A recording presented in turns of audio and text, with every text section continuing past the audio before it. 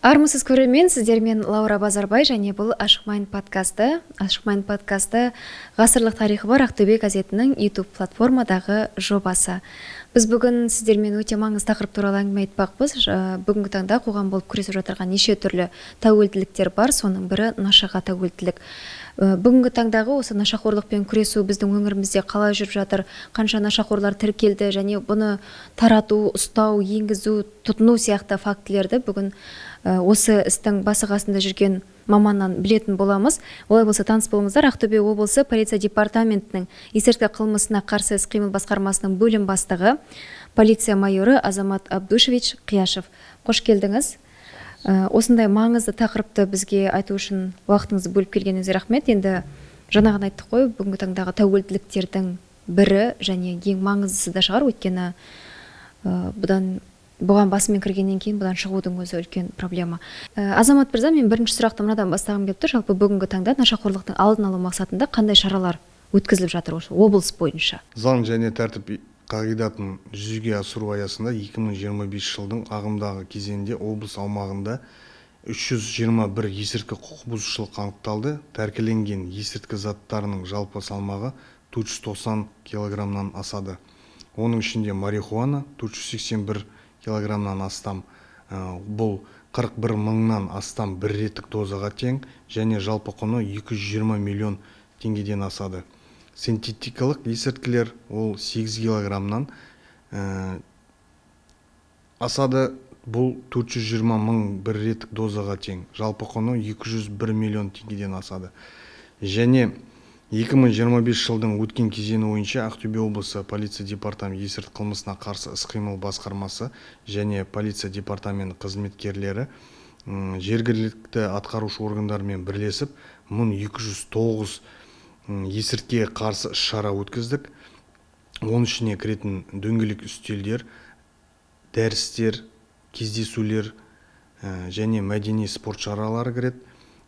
Жыл басынан 101 мыңнан астам адам қамтылды осы іс-шараларға.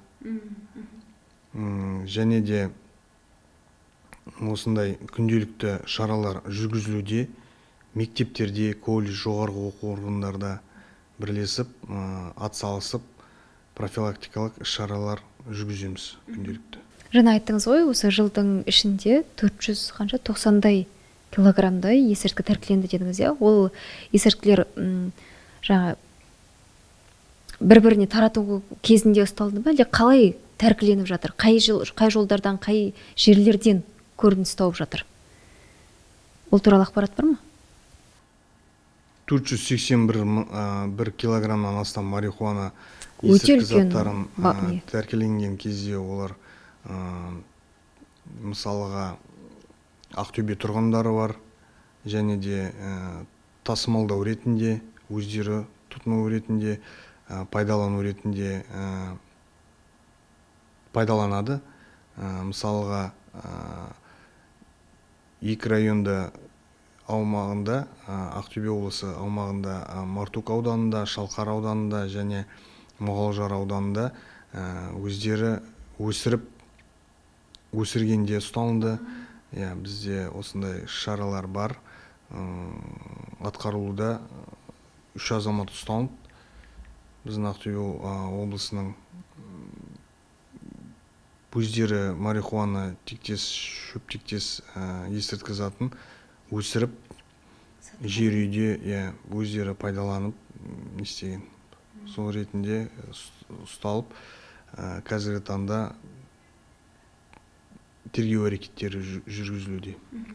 Енді сіздерде барлығы статистикамен және санмен белгіленеді ғой, жалпы осы облыс бойынша нашақорлардың статистикасы бар ма? Осыншама нашақор тіркелген деген сияқты.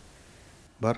Психикалық денсаулық облыстық орталығының мәліметіне сәйкес есептік кезеңде нашақорлық диагнозымен 1553 адам тіркелуде тұр. Оның ішінде 1433 ер және 120 әйел адам тұр бізде.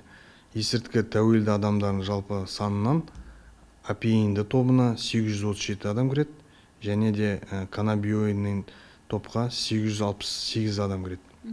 және де толықтау кеткенде айта кеткенде болады, есірткіні артық дозалауынан болатын өлім фактілері бір дерегі болды осы жылға 2025 жылға. 2024 жылы 2 дерек болды. Бір дерекке азаюда осы жылға. Яғни есірткіні шамадан тыс қолдану арқылы да өмірден өтіп жатқандар бар. Жалпы осы көбіне тәркіленетін есірткінің түрлері қандай? Ең көп қолданылатын, ең көп немесе қолданылатын ең көп жаңағыдай айта ұсталынатын? кеткенде ол марихуана, шөптектес және де синтетикалық есірткі заты ғой. Ол 2 түрлен бөлінеді. Мефедрон дейміз, жаңағы ИСК скорость.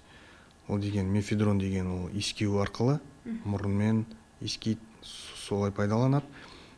СК скорость деген ол тамыр арқылы, инъекция арқылы пайдаланады. Егілу арқылы. Неліктен бұлар дәл осы түрлері кеңінен қолдануда деп ойлайсыздар? Тасымалдау жағы оңай ма, әлде өзімізде өсірілу жағы әлі де көп болып тұр ма, қалай ойлайсыз? Дәл осы түрі неліктен жиі қолданады, әлде бұл ең арзан түрі ма? Арзан түрі деп айта алмаймын. Неге десеңіз, марихуана мысалға ақшамен салыстырғанда, мысалға бір доза немесе пайдалану 10 мыңнан 15 мыңға дейін жетеді. Және есірткі заты, синтетикалық есірткі заты 1 граммы мысалға 25 мыңнан 30 мыңға дейін көлемінде тұрады. Жаңа айттыңыз ғой, сіздерде нашақорлардың есепте тұрғанның статистикасы бар. Көбіне қай жастағы адамдар тұтынады? Негізі ол жастар ма?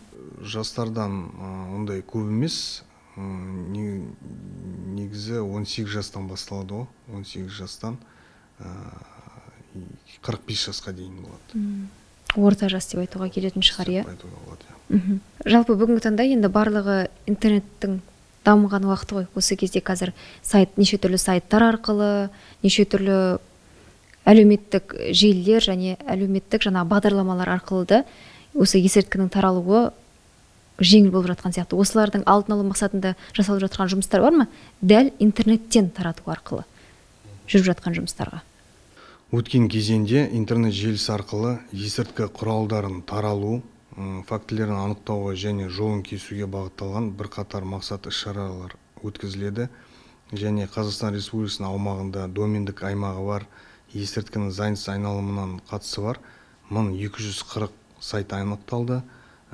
Осы сайттарға сілтемелер кибернадзор ақпараттық жүйесіне енгіземіз мониторинг кезінде. Және де осы анықталған сайттарды бұғаттауға жібергеннен кейін шешім қабылданады. Ол Астана қаласына жіберіледі. Яғни сол болашақта бұғатталады ол сайттар. Ол болашақ деген ол қанша уақыт болуы мүмкін? 1 айдың көлемінде. 1 айдың көлемінде.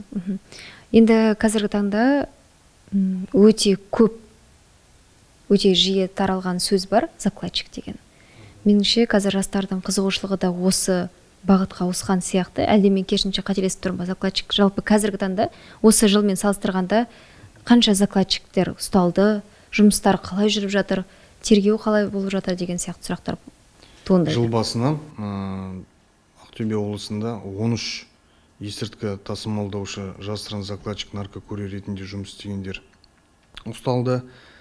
Тергеу барысында олардың аса ірі көлемде синтетикалық есірткі заттарын өткізгені анықталды. Сот шешімімен олардың барлығы бас бостандығынан айыру жазасына кесілді. Қазіргі уақытта сотталғандар жасын өтеу мекемелерінде отыр. Ұсталғандардың жасы 18-ден 35 жас аралығында. Кейбіреулер отбасылық, мысалға адамдар да бар, бір ұсталған закладчик ретінде жұмыс істеген наркокурьер 35 жасында 3 баласы болған, мысалға. Ақшаға бола қызығып келген ба? Ойлайды, кредиттерім жауам, бір қиыншылықтарды айтады. Бірақ ол есірткі пайдаланумен, таратылумен заңсыз, заңды емес, бәрі біледі. Өзекті мәселенің бірі ол нашақорлық, есірткі тарату біледі. болмайды екен, бірақ осындай жолға түсіп оңай ақша деп көбісі осындай жұмысқа кіріседі. Ал осы закладчик болып жұмыс жасап жүріп нашақор болып кеткендер бар ма? Соны пайдаланып кеткендер есірткіні? Ондай деректер аз. Неге десеңіз, олар закладчиктер өздері жүреді, жаңағыдай жұмысқа кіргенде оларда қасындағы напарниктер болмайды. Өздері кіреді, тіркеледі, содан кейін кураторлар болады, мысалға. Ондайда жұмыстар жүргізілуде. Қазір айта кетем, ары қарай олар жұмыс атқарады, жаңағыдай тасымалдау, тарату ретінде, және көбінесе пайдаланбайды. Өте аз ондай деректер пайдалану ретінде. Неге десеңіз, мысалға ұстаймыз, содан кейін барып біздер наркологиялық не өткіземіз, тексеріске жібереміз. Ішімдікке, наркологиялық тексерістерге жібереміз. Сол кезде белгілі болады. Яғни көбі бәрібір қызығушылығы жоқ, тек қана ақшаның адамнан байланысты да ол. Енді бұл жерде тағы бір сұрақ туындайды ғой. Закладчик болып жүргенде жаңа айттыңыз, көбіне 18 жастан басталады деп. Енді ата-аналар қалай ойлайсыз, балаларын қалай аластату керек, қорғау керек бұндай істерден? Нені ескеру керек? Біріншіден ол үйдің тәрбиесінен басталады ғой. Үйдің отбасылық өзінің жаңағы күнделікті жүріс-тұрысынан, әке-шешелерінің айтуынан мысалға, және де күнделікті оқу орындарда айту керек. Үйде отбасы айтса, оқу орындарда ұстаздар айтса, мысалға, спортпен айналысып жүрсе, қасындағы адамнан да байланысты, күнделікті кіммен жүретін, қай жерге баратын, осындай түсіндірме жұмыстарын жүргізу керек. Осындай жұмыстарын жүргізіп, адамнан байланысты ғой бәрі. Және де ұялы телефондармен мұқият болу керек та. Күнделікті енді Инстаграм, Телеграм желілерде хабар ретінде, СМС ретінде, жұмысқа, жарнама ретінде жұмысқа келіңіз деп шығуы мүмкін. Ондай деректер қазіргі таңда жоқ деп айта аламыз. Мониторинг кезінде жыл басынан болды. Ондай нелерді біз жұмыс атқарамыз, жаңағыдай зерделейміз, қараймыз, қайдан шықты, қандай номер деген сияқты. Қазіргі таңда бір 4 айдың ішінде ондай деректер болған жоқ. Ондай деректер азайды. Яғни закладчик болып жұмыс істеудің деректері азайып тұр бүгінгі таңда. Оның бұрын көп екенін қайдан білдіңіздер? Қоңырау арқылы ма? Қоңырау арқылы, сосын ақпараттар, мысалға, күнделікті біздер енді осындай профилактикалық іс-шаралар жүргізу соған да байланысты деп ойлаймыз. Неге десеңіз, телевизормен де айтылып жатыр, радиомен де айтылып жатыр, оқу орындарда айтылып жатыр. Күнделікті видеоролик шығарамыз, мысалға. Ақтөбе қаласында бізде LED экрандар тұр, мысалға. Әрбір орталықтарда бізде осындай ақпарат ретінде, осындай біздің халыққа жеткізу мақсатында осындай профилактикалық жұмыстар жүргізіледі. Ақпарат тұру ретінде. Осы есірткіге жол бермесін, нашақорлыққа алдын алу, осындай профилактикалық шаралар. Ең көбіне біздің бұрын фильмдерден байқайтынымыз, есірткілердің ең көп тарайтын жері жастардың жүретін түнгі клубтары. Қазіргі таңда түнгі клубтарда есірткілердің ұсталу фактілері қалай? Ондай деректер болған жоқ. Мысалға, қазан айында біз Пабло ресторанына бардық. Сол жерде профилактикалық іс-шара өткіздік. Біздің орталық кинология қызметкерлерімен, арнайы иттермен бардық. Шығармашылық ретінде есірткі затын қалай іздейтінін, қалай анықтайтынын персоналға көрсеттік. Осындай шаралар негізінде жүргізілуде. Болдырмау мақсатында клубтарда ондай деректер болған жоқ. Есірткі заттармен ұсталған. Облыс бойынша бізде ондай болған жоқ. Ондай болған жоқ. Және де кәмелетке толмағандардан болған жоқ осы жылға. Демек, қазіргі таңда нашақорлықпен күрестің нәтижесі жақсы деп айтуға болады. Иә, жүргізіп жатыр, күнделікті. Оң нәтижесін беріп жатыр. Қауіпсіздігі бар, ұлттық қауіпсіздік комитеті, ішкі істер органдары, акимат бәріміз бірлесіп, осындай бізге талаптар қойылды. Елбасшымыз талаптар қойылды. 13 тамыз күні Ақорда ғимаратында кеңес қауіпсіздігі өтті. Мемлекеттік органдардың бәрі болды, қатысты. Сол жерде елбасшымыз бәрі мемлекеттік органдарға өзінің талаптарын қойды. Осы нашақорлыққа жол бермеу, есірткіге жол бермеу, нашақорлықты алдын алу бойынша жолын кесу ретінде осындай талаптар қойылып, қазір сол талаптарды жұмыс арқылы күнделікті жұмыс атқарылып жатыр. Біз жаңағын айттық қой, бір көптеген сатып алулар мен сатулар әлеуметтік желілерде, яғни интернет арқылы болып жатыр деп. Осыған байланысты адамдар сатып алған кезде бәрібір қандай да бір счеттарды енгізеді. Өздерінің номерлерін айтады, немесе сол счетқа ақша жібереді. Осыған байланысты сол счеттар арқылы оларды анықтау немесе бұғаттау бойынша жұмыстар бар ма? Жұмыстар бар, антифрод жүйесі бар. Сол арқылы бұғаттауға 2583 банктік шот жіберілді жыл басынан, және бұғатталған ақша қаражатының жалпы сомасы 59 миллион 654 мың 65 теңгені құрайды.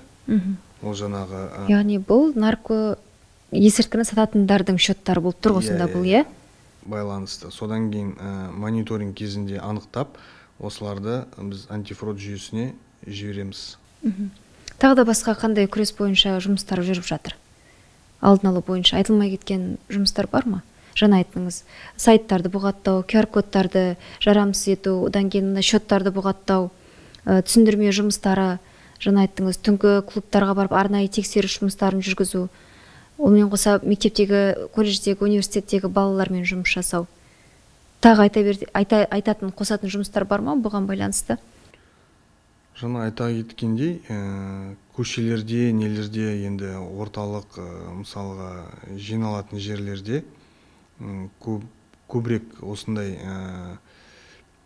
жеткізу мақсатында LED экрандар және ақпараттық нелерді не істеу керек қой? Көбірек, яғни көбірек қоғамға жастардың ойына есірткіні тасысаң да, оны тұтынсаң да, оның ар жағы жақсы емес деген ойды түсіндіру, иә? Жақсы емес, сосын жазаларын бәрін айтып. Жаза бар. Иә.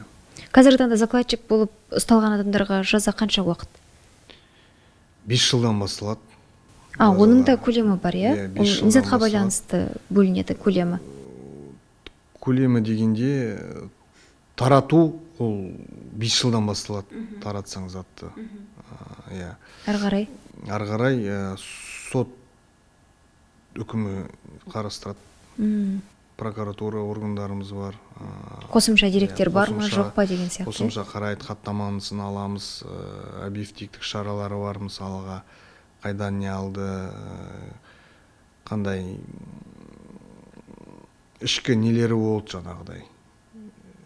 Ойлары қандай болды, қандай жұмыс атқарды, бәрі объективтік. Оған дейін сотталған, сотталмағаны деген сияқты. Сотталмағаны, бәрі есептеледі. Жақсы. Енді бүгінгі тақырып өзіңізге белгілі, жалпы нашақорлықпен күрес, болашақ жастарды нашасыз елестету және нашасыз ұрпақ тәрбиелеу. Осыған байланысты тағы да айтылмай қалған маңызды мәселелер болса, не қосар едіңіз? Осыны ата-аналар ескеру керек, осыны білуіміз керек, қоғам болып осымен осыны шұғылдануымыз керек дейтін дүниелер бар ма? Енді бұл есірткімен күрес тек қана есірткімен күресу орталығының ғана жұмысы емес. Бұл ата-аналардың жұмысы, бұл қоғамның жұмысы, бұл балалардың өзінің алдындағы жауапкершілігі түптеп келгенде. Соны біз қоғам ретінде оларға қалай түсіндіре аламыз? Не істеуіміз керек, нені білуіміз керек? Түсіндіру жұмыстар, ол деген әңгімелесу керек баламен, мысалға үйде телефондарын тексеру керек, қандай программалар бар, ескерту түрінде, және де мектептерде, жаңа айта кеткендей, ұстаздар айту керек, бер жерде айтып осындай түсіндірме жұмыстарын жүргізсе, айтылса, ары қарай адамнан байланысты ғой. Осындай оңай жолдарын таппас үшін, осындай жазаларға тартылмас үшін. Жалпы қоғамның басты міндеті бұл тек қана түсіндіру жұмыстарын барынша жастардың санасына құя беру. Бұның ар жағында үлкен өтелім тұрғанын, бас бостандығынан айырылу мүмкін емес, ол кәдімгі нақты заң екенін, барлығын балалардың біліп жүруі маңызды екенін тек ескерту ғана, біздің қолымыздан келетін. Ескерту енді бәріне белгілі ғой, ең өзекті мәселенің бірі нашақорлық. Қазақстан бойынша емес, әлем бойынша осындай дерт қой. Жалпы тәуелділіктің қай түрі болмасын, адам өмірі үшін ең қорқынышты дүниелердің бірі. Сондықтан да балаларымыз ертеңгі күні осындай жаман жолға тайып кетпеу үшін барынша қоғам болып ескерту және қоғам болып алдын алу, бұл біздің ортақ міндетіміз. Сіздермен қоштасамыз, амандықта жүздескенше.